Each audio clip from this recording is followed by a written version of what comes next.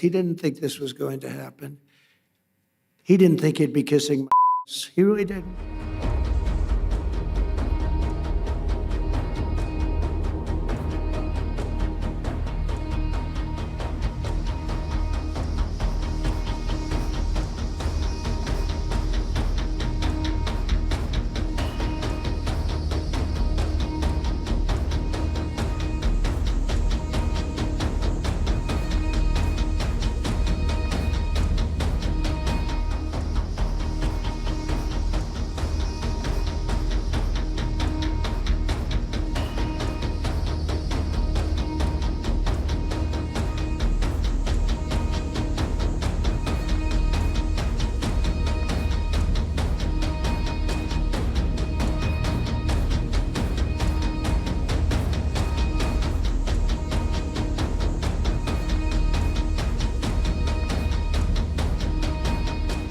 You know, when I didn't get the Nobel Peace Prize, you got to understand, I don't care.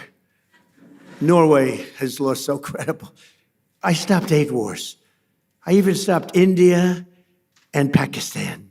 And they were going at it for a week. They had 9 planes already shot down. They were in a war. I stopped them. You know how I stopped them?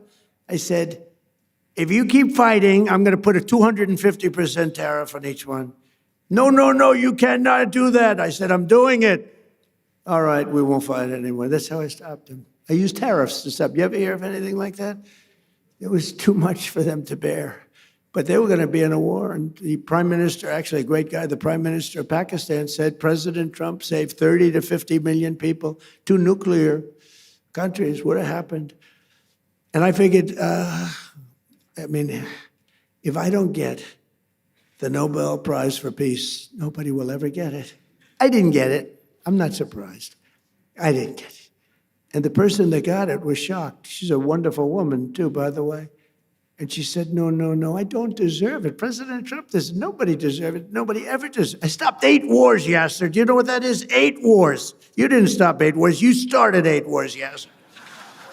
I stopped 8 wars. But it was a little early because, in all fairness, it was for the year before, right? It was for 24. But still, you thought they would have made an exception. But they didn't do that. You watch what happens. But it was sort of amazing. So she was so nice, and she actually came to the White House, and she presented me with her award. She's a wonderful woman. But stopping wars is my, it's the best. I think I do it the best. I stopped wars that nobody thought. President Putin called me. He said, I can't believe you stopped this one and this one, which are impossible. Azerbaijan, it was an impossible war to stop. We stopped it. But we also have a man who's probably good at stopping wars.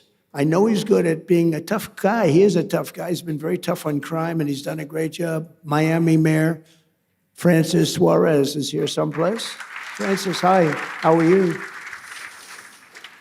And we have our great son. He's got the best genes, I think, of any human being I've ever known. He's my son, Don Trump. Don, he's a great guy. And his fiancée, Bettina. Good, Bettina, good. No, my son's got the greatest genes in history. I'm a big believer in genes, by the way, I will tell you. My daughter, Tiffany, and her husband, Michael.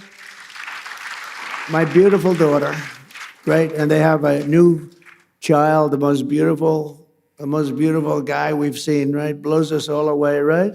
He's great. Thank you for being here. And countless other business leaders. We have so many friends of mine here, so many business leaders, but we can't go on because we have a couple of moments more to discuss the world and the economy. Over the past 14 months, the Trump administration has achieved perhaps the most dramatic one-year turnaround of any nation in all of history. A short time ago, a man that we just discussed, the king, the future king of Saudi Arabia, and I also love the king of Saudi Arabia. What a man he is. When I was there, we bonded. He would grab me to get up. He was a little frail at the time, and this was a long time ago, and he's still doing well. And he'd grab my arm to get up when I was sitting next to him. And they said, that's the only time he's ever grabbed anybody. He would grab me all the time.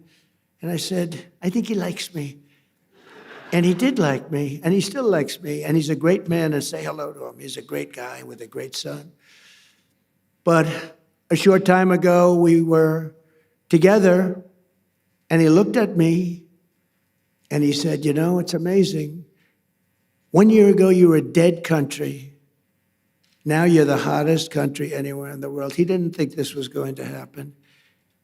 He didn't think he'd be kissing my ass. He really didn't. He thought he'd be just another American president that was a loser, where the country was going downhill. But now he has to be nice to me. You tell him he better be nice to me. He's got to be. But it was really something. He said, though, he said, you know, it's amazing, President, because he's a very smart, but a regular kind of a guy. He said, you know, it's amazing, President. A year ago, in that case, it was a year and a half. It was 6 months ago. But a year ago, you were a dead country. Now you're literally the hottest country anywhere in the world. And that was before we beat the hell out of Iran. You know, now I think he's got to say even better. I think we have to up it. But he's fantastic. And everything we do, we're working to make America the #1 place on earth to do business. We passed the largest tax cuts in American history, including no tax on tips, no tax on overtime, no tax on Social Security for our great seniors. We provided 100% expensing and bonus depreciation so that anyone who wants to build a factory can deduct the entire cost of equipment and the entire factory in the first year. That used to take 38 years to do. You'd take it little drips. Now it's done. And you know, a lot of people remember that my first 4 years was the most successful time we've ever had financially in the history of our country. We had an unbelievable success, but this is much better. And by the way, when this war ends, it's going to be like a rocket ship. I thought we were going to go down more, and I thought oil prices were going to go up higher than they are now. It's not finished yet. I'm not saying it's sort of finished, but it's not finished. It's got to be finished. And I thought that we would see a bigger drop in stock. It hasn't been that bad. You know, it's sort of crazy. I hit 50,000 on the Dow. People said that wouldn't be possible within 4 years. I did it in 1 year. And then we hit 7,000 on the S&P. People said that's even harder than hitting 50,000 on the Dow. And I did that in less than 1 year. Toward the end of the year, both of them, we broke every record, every stock record we broke. And you're big beneficiaries because so many of you invest in the United States, and keep doing it because it's going to be a rocket ship. You watch. But then I said, all right, do I have to do this? We have a country that's sick and demented, and they have a nuclear weapon, or they want to have one. They were very close to getting it. Remember, they were 2 weeks away. They were 2 weeks away. If we didn't hit that, I call it the nuclear dust. I use the term nuclear dust. If we didn't knock the hell out of them, they would have had a nuclear weapon within 2 to 4 weeks, and they would have used it on you and on Israel and on everyone else. And I said, we really do have to stop and go on a little different journey for a little while and take them out and then go back to life. And that's what we did. And we did it violently. We did it powerfully. We did it with the respect of the world. And we helped a lot of allies. And we learned about other allies. We learned that other allies weren't there. We didn't need them, but they weren't there if we did need them. And that's going to be very costly for them. The stock market has set 53 all-time record highs since the election, adding $9 trillion in value to America's savings and retirement accounts and 401ks. Everybody's benefiting by this. And more Americans are working today than at any time in the history of our country. At any time. To me, that's the #1 stat. More Americans are working today, by far, than at any time in the history of our country. And in 14 months, we've lifted 3.3 million Americans off of food stamps. That's a record. And Biden and his allies wrecked our country. They wreaked havoc on our economy, and they gave us the worst inflation in American history. Under Trump, during the last 3 months of 2025, we got core inflation down to 1.6%. And right now, the average tax refund for filers, because of the great big beautiful bill, has been close to $5,000. It's a lot of money for a family. And this, when I'm talking to Saudi Arabia and I'm talking about $5,000, they'd look at me, 5,000?